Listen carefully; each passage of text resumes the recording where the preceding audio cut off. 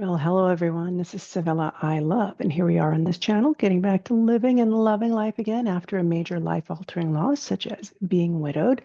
And we're talking right now about you dating again, having a new person in your life, or if you're the person in the life of a widow, and some of the things that you need to consider the impact of on both sides of the fence. So let's get into this.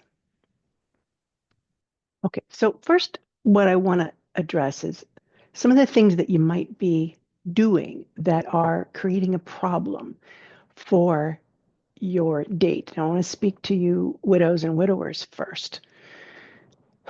There's something that a lot of people who are in love with the widow or widower aren't going to understand unless they've been through it themselves is the grief around particularly the anniversaries of the death or anniversaries of major significance to you and that other person.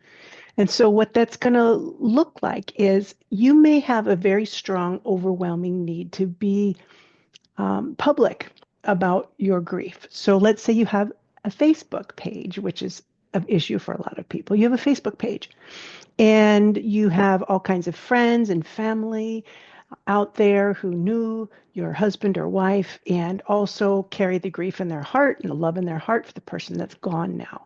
And you being the widower, the widow, you want to be able to recognize those dates, not just for their benefit, but of course for your own, because you feel it deeply in your heart. It feels like a respectful thing to do, particularly around the date of their death. So when you get on Facebook or other social media and say whatever it is that you say to honor them, know that when you do that, the person you're dating may feel some kind of way about it. Now, if they haven't been widowed themselves, what they might be likely or possible to interpret, and this is what you need to be sensitive to, is they might be thinking, they're not over them. They're not done grieving. They're never going to love me the way they love them. Where is the space for me in their life if they're talking about them on social media?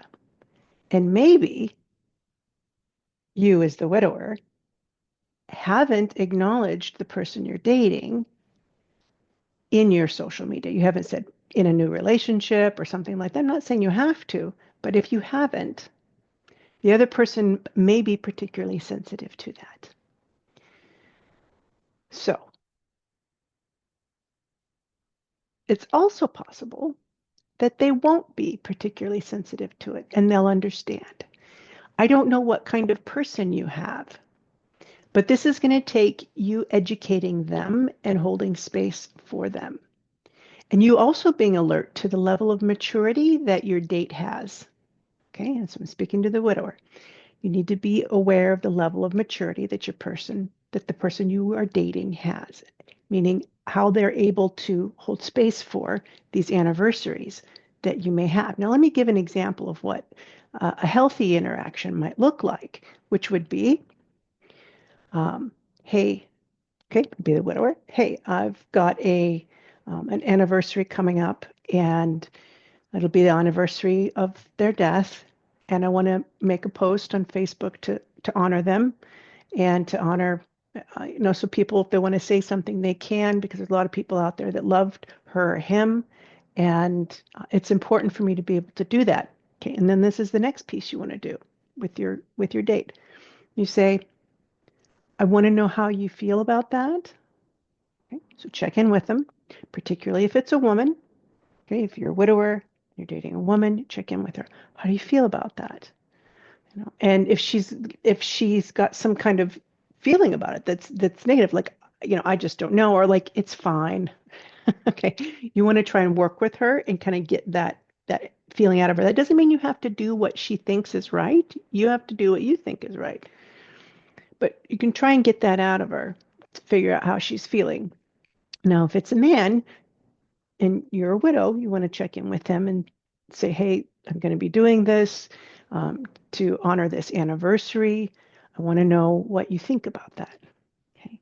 So using the words think and feel with men and women, I recommend, not because men don't have feelings and women don't think, but that as women, we tend to have feeling feeling forward and thinking that then kind of goes backs it up. And we want to know that those feelings can be taken care of. Right now, a man wants to know generally that his thoughts and what he wants to express in the world are respected. Now, of course, the woman wants to be respected too, but this is kind of a hierarchy of needs. So if you are a widower and you're dating a woman, you want to attend to her feelings and you want to hold space for that. So if it's hard for her because you maybe you need a day, maybe it's not a social media issue, maybe you just need a day alone or something like that, or you want to spend it with your kids because you guys are going to go do something particular special to honor mom, you want to visit the grave or something like that. If you're checking in with your girlfriend about her feelings on it, she's going to feel seen and heard, more likely to, and less shut out, ignored, and second rate. So you prepare her and say, this is what we're doing on this day. This is what I'd like to do on this day. How do you feel? Or what kind of feeling does that bring up for you? And if she says, well, I'm feeling a little left out or a little lonely, say, I understand that, you might feel left out. My kids still aren't on board with me dating yet. And I want you to understand the delicate place that I'm at, but that this day is about my kids and me, or this is about the loss and has nothing to do with you or how I feel about you. So you want to reinforce how you feel about her. It has nothing to do with how I feel about you. Now, if you're a widow and you're talking to your boyfriend, then what I'd recommend is to ask him what he thinks about it. And if you might say, well, that's fine. It's okay. I get it. That's great. If they're understanding, then you're doing pretty well. Tune in and make sure that they're being authentic when they say that they're understanding, because that's the ideal goal. But if they have a problem with it, they think some kind of way, I'm just thinking that maybe you just aren't ready to date. Okay. Then you as a woman, you need to express your feeling to him. Okay. So that might look a little different if you're a widow. You might say, I have some fear. I'm feeling a little bit of fear that that you might think that somehow you're less important in some way if I do this thing today or if I make this post. And I want to be able to express to you how important you are in my life, how much I appreciate your presence, your love, your strength, your provision, your ability to be there, and whatever it is that he provides to you, in ways of romantic friendship, all of those things, just to affirm that to him, that you see him in that way, and that how happy you are to have him in your life now. Okay.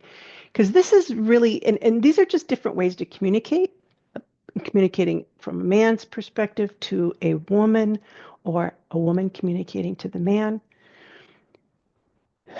is that we want to be able to reach them where they're at. So you have to honor yourself first, because you have a right as a widow or a widower to express your grief, even to express it publicly. But if you have chosen to date, chosen to allow someone else into your heart, then that also means that you've chosen to try to take care of their hearts as well. And that you need to be attentive to the possibility that seeing you publicly grieve or taking time away from them to go do a grieving activity could be painful for them. Checking in with them, taking responsibility for how your partner may feel or think, not responsible that you're responsible for what they think or feel, but taking responsibility of the choice that you've made to engage with them, knowing that what you do does affect them. Now, if you're dating this person, okay, you're dating the widower, I want to emphasize something to you. These anniversaries and things that they may go do with the family around grief or loss activity isn't about you. Okay. And I don't say that harshly. What I mean is that it all happened and occurred before you came into the picture as a romantic partner. Okay. Because sometimes you know the widower before the person dies. You may be a friend or some, prior friend. It's okay. Maybe you're grieving the person too. That's okay. But that still, you didn't lose that relationship. And more than likely, you didn't know the widow or the person that died. So allowing yourself to recognize, how are you feeling about it when this stuff comes up? Can you express what that feels like? So if you're a woman that's dating a man who's a widower, I want to turn this around. I want to encourage you to share how you feel. Now, I don't want you to share how you feel in an accusatory or critical way, but you share your vulnerable emotion. And what is that? You might need to spend some time with what that is. Okay. And that might be, gosh, what does this feel like? I feel fear that he doesn't have enough love for me. I feel fear of abandonment. I feel fear that I'm not, whatever, on his heart and mind today. He might be full of his grief on that day or tending to a family. And there's some neurobiology to loss. When we come around the anniversary date, sometimes it can fill up our nervous system and we get overwhelmed with it. There might not be a lot of room for you that day. Can you give them space to have that? Because the more space you can give them around these anniversary dates and loss and respectfully stand back and allow them that, the more ease they're going to have to be able to move through it in a healthy way so they can come back to you. Because this grief and loss are like these waves, and it's coming and it's going and it's coming and it's going. And I know it's hard to date somebody like that. Some of you are out there waiting for long periods of time, and I don't recommend that. What I'm talking about is short periods of time where they need a break, not a break from you because you're too much, but just a break from the need to attend to somebody else, lovingly or otherwise, so they can attend to the grief. Okay? Because grief needs dedicated time and attention. And if you can allow them dedicated time and attention to their own grief, the more space they're going to have for you in their life. Okay? Because this is a healing journey. This is not a divorce. Now, what I want to say for those of you who are divorced, because many of you have been, and that are dating a widow or widower, the process of divorce is a different kind of pain because it's a dissolving of a relationship. I don't know of anyone who was married one day and woke up the next day divorced. It's a process of separation, and it can be excruciating, it can be painful, it can be life altering. For some, it feels life ending, and theoretically, it is if you've been divorced. So it's its own kind of pain, but it comes on like this. And eventually it finally dissolves, and then you're left still yet to heal. For people who have lost a loved one, even if they've been leading up to the loss for a long time, let's say with a chronic illness and the death was predicted, they're still here one minute and gone the next. So that person may have had some time to prepare themselves for the loss, which gives them a head start in terms of grieving because they grieve all the way through up to the end of their life. And then there's a new type of grieving because they have to grieve what it feels like to physically be without them, to be able to recover from the trauma that they experienced watching their loved one have a horrible death for however long or short that period was for them. Some people, it's been years of that, and they don't just walk away from that unscathed. It doesn't happen. But some people who have been able to prepare for the loss do have a good amount of grieving under their belt. So they have, some of them have a different way to be able to start this new life when they're being widowed. Now, those people who got suddenly widowed from an accident or crime or suicide or some sudden death, those people didn't have this as in a divorce where you have this slow, painful separation, or the slow death. It's also a slow, painful separation, but nobody wants to leave it. In a divorce, somebody wants to leave. If it's both or not, but somebody wants to leave. Otherwise, they'd stay married. So there's that slow, painful separation. With an instant death, they don't have time to prepare in any kind of way. And so that following period of time, 2 to 3 years, particularly after the loss, can be quite the upset. So these are critical periods of time to really allow that person time and space to have their grief. And then you go take care of yourself on those times. If you're dating the widower, you go take care of yourself. Take yourself out to lunch. Go see a girlfriend. Go see a ball game. Spend time doing something that you enjoy, but release the need to control the love, because love takes time to be able to grow, you know. And if they've had 35 years, 20 years, 10 years, whatever, with the person that died, they had all those years to build something. And whatever you can build with them can't be compared, one, because it belonged to them and them alone. But now there's something new being able to start in their lives, and you can participate in that. But just like any other relationship, it's going to take time. And if you're further on in your life, if you're up in your years, you may not have 50 years ahead of you, right? So you might want to, you might feel like you want to take things a little quicker. You might choose to take things quicker, both of you, which is fine. But still holding space for the other person to have their space in grief, and for the widower to respect and check in with your boyfriend or girlfriend and how they're feeling or what they're thinking, and then provide reassurance to them and valuing and honoring how they may feel about it. Okay, now if you're one of the lucky ones and your partner is unfazed and feels very secure about things and is completely okay, then, bully for you. That's great. I see it happen a lot, but I also see more often than not people not understanding. And so we don't want to get mad at our lovers for not getting it. We want to be respectful and kind. And you want to be respectful and kind to our widowers. And nobody should be overextending themselves to overly accommodate the other person, because there may be a real lack of maturity in one or both of you. And in which case, if there's both of you, if you're shutting down, like this is it, and if you don't like it, tough, and the other person's like, well, don't you, I guess you just don't love me, or I guess you're just not ready. You can't have a conversation and hold space for each other and how the other person's going to feel. It's going to be hard to carry out the kind of relationship that you're hoping for. So I'm hoping that some of this is a consideration for you, something useful.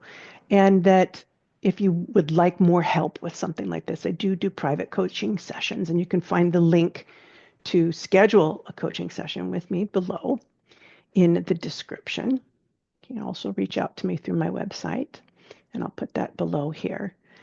Just know that each one of you are worthy of love, and that sometimes these, relationships in our life, they're not here just to make us happy,